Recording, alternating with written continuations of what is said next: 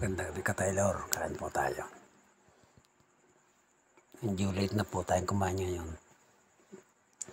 Magla-live po sana ako kaso medyo mahina yung signal. Kaya ito, nag-voice over na lang ako. Ayan. Yan po ang walang po kaputol na bangus. Ako na lang kasi ang hindi kumain, tsaka sinaid ko na lang sa rice cooker.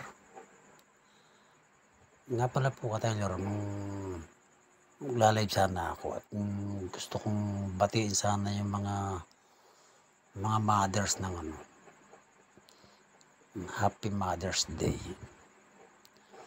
Lahat ng ina sa buong mundo, pati yung mga OFW natin, mga kababayan, mga single mother, tsaka yung mga working mother na buong pusong nagsasakripisyo para sa kanilang mga anak. Lingid sa inyong kaalaman, mga ka-Taylor. Ako, mamas boy ako.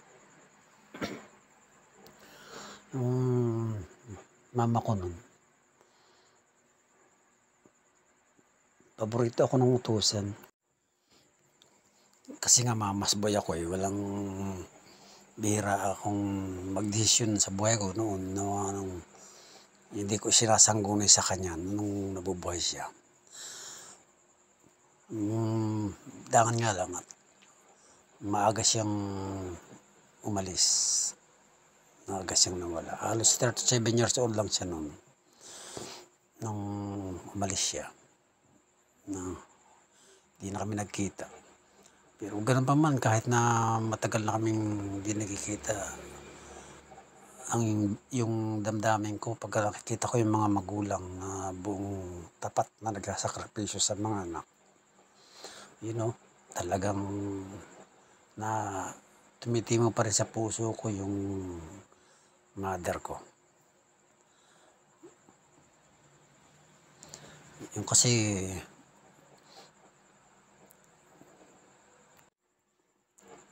ang bawat pangarap ko noon ay talagang buong buo dahil alam kong maputupad ko yung mga pangarap ko rin dahil nandyan lang siya sa likod ko. Pero nung nawala siya, hindi naman ako parang nawala yung mga pangarap ko sa isip ko, sa sarili ko noon, na wala naman ang kabuluhan yung mga pangarap ko, wala na, kasi ako yung nanay ko na paghahandugan ko ng aking pangarap. Mali pala yung isip kong ganun, hindi pala dapat ganun, kasi meron din naman akong sariling buhay at darating ang panahon magkakaroon din ng sariling pamilya, dapat makapag-prepare para doon sa susunod na henerasyon ng takbo ng buhay. Katulad nga ng pagpapamilya, para kung sakali magkaroon ng pamilya, di mabigyan ng sapat na pang-aruga ang mga pamilya. Kung sa bagay, di ko naman siguro naruga ko naman siguro ng ayon sa aking kakayanan yung pag-aaruga ko. Sa tulong na rin siguro ng Panginoon at saka ng aking asawa. Kaya ako, isa na sa mga binabati ko ng Happy Mother's Day, yung asawa ko.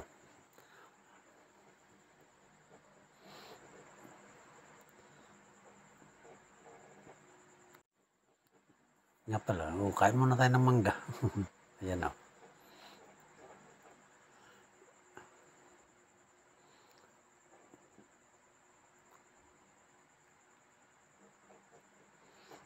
Kaya ako, masasabi ko dun sa mga anak na may magulang pa, mahalin yun na hanggat nandiyan pa sila. Kasi ayaw nyo, sa gusto, maghihiwalay din talaga.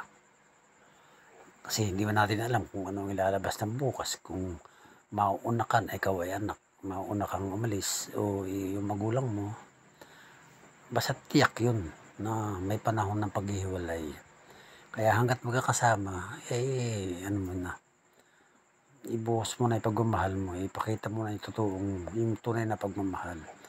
Kung minsan may mga nasasabing masakit ang magulang mo sa'yo, ganyan talaga. Kung minsan masakit ang payo ng magulang. Kasi pakiwari mo kasi tama ka eh.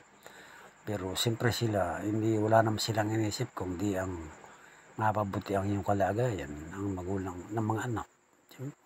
Kaya bilang pagmamahal nila, bago pa na nila maisip na mangyari sa iyo yung mga bagay-bagay na hindi dapat, sinasabi na nila, pinapalalahanan ka na. Sana ma-appreciate natin yung ng ating magulang kasi lang yan eh. Hindi naman forever nandiyan sila. May hanggaran din. Hindi natin alam bukas-bukas makalawa. Di ba? Kaya yun, ang mensahe ko lang, yan, sana maging ma-appreciate natin yung ginagawa ng magulang natin sa atin. Ako nga, sa edad kong yan, ito, na hinahanap ko pa rin yung kalinga ng aking nanay. Kahit na dahil lalo na siguro maaga akong nawalan ng lingap ng isang ina. Ngayon, talagang nangungulila ako hanggang ngayon. Iba ang pakiramdam sa ng pagmamahal ng isang ina. Lalo na ako, sabi ko nga sa inyo, ako ay isang mama's boy. Hindi naman sa malayo ako sa tatay ko, pero talagang mama's boy talaga ako. Pero yung tatay ko, malapit din kami. Parang,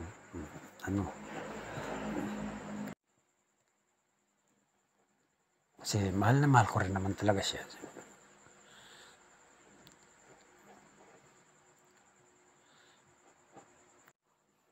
Kaya yun, binabati ko yung lahat ng Happy Mother's Day sa makakapanood ng video na to. Sana hindi lang dito sa lupa kilalanin ang inyong pagiging ina. Sana doon sa langit, kung hindi nyo man makamutan dito sa lupa ang pagkilala o ma-appreciate ang ng bilang isang ina, sana sa langit ma-appreciate ng Diyos at makilala ang inyong kadakilaang mga ina.